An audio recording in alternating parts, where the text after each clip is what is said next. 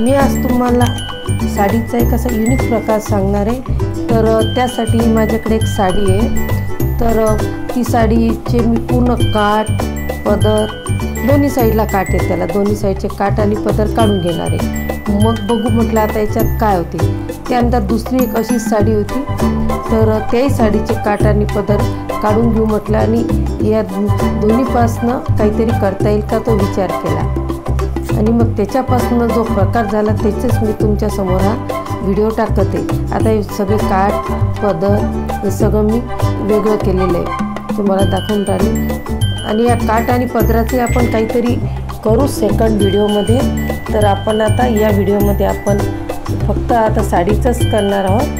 तर मी त्यासाठी आता दोन्ही साड्या ज्या आहेत, एक पिंक कलरची आणि एक ही आहे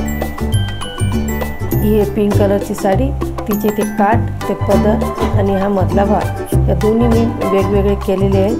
आणि त्यानंतर ही जी साडी आहे याचं डिझाईन हे एकाच साईडने, त्याच्यामुळे त्याचे कापून मधोमध मी दोन भाग केले व हे दोन्ही साईड म्हणजे जे काठ आहेत हे आता दोन प्रकार झाले।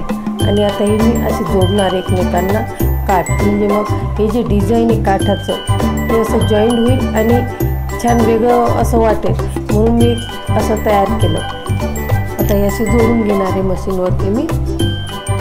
तुम्ही माझ्या चॅनलला नवीन असाल तर लाईक करा, सबस्क्राईब करा व कमेंट बॉक्समध्ये माझ्या अशा ह्या आयडिया ज्याला आपण देशी जुगाडी म्हणू शकतो तुम्हाला कशा वाटतात ह्या मला तुम्ही अवश्य सांगा। आता आपण एक काठ जोडून घेतलेले आहेत आणि जो काठ जोडले तो भाग म्हणजे दोन्ही काठ जवळजवळ आल्यामुळे एक डिझाईन असं तयार झालं। तर आता आपण एक साईडला नाही घेऊ शकत, आपल्याला मध्ये घ्यायचे, म्हणून याही साईडचे जोडलेला काठ जे आहे ते मी एकावर एक घेतले आणि त्याला एक सरळ अशी टीप मारून घेते, म्हणजे तो जो जॉईंट आहे तो अगदी सेंटरला येईल। आणि आता हे दोन्ही साईडनं मी ते जोडून घेते पण त्यामुळे दोन्ही साईडने चादर आपण म्हणजे आता सांगून देते चादर करणार आहोत ती सारखी आहे, कारण याचे हे जे दोरे वगैरे आहेत हे वरते येणार नाहीत। आता आपण टीप मारून घेतलेली आहे, आता याला सरळ करायचे म्हणजे दोन्ही साईडने एकसारखी आणि हा जो जॉईंट आहे हे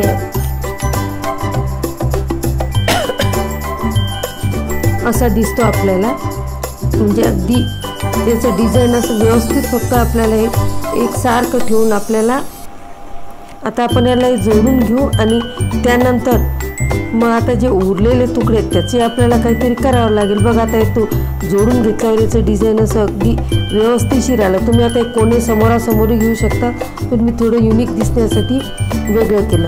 आणि त्यानंतर हे जी पिंक कलरची आहे हे याचं दुहेरी घेतलं मी असं लंबा पट्टा आणि हे 7 इंचाचे असं 14 इंच समजा रुंद आणि लांबीला जितके आपल्याला आपण जे दोन्ही साडीचे भाग कापलेले होते ते तसंच। आता हे बघा लोडसाठी पण उरलेल्या तुकड्यातनं मी एक लोडच्या मापाचं घेतलं। नंतर ही जी आपली बेडशीट तयार झाली ही अशा प्रकारे शिवून घेतल्यावर तयार होईल। मी तुम्हाला फक्त ठेवून दाखवली, आता शिवल्यावर त्याचा कसा लुक दिसतो हे बघा।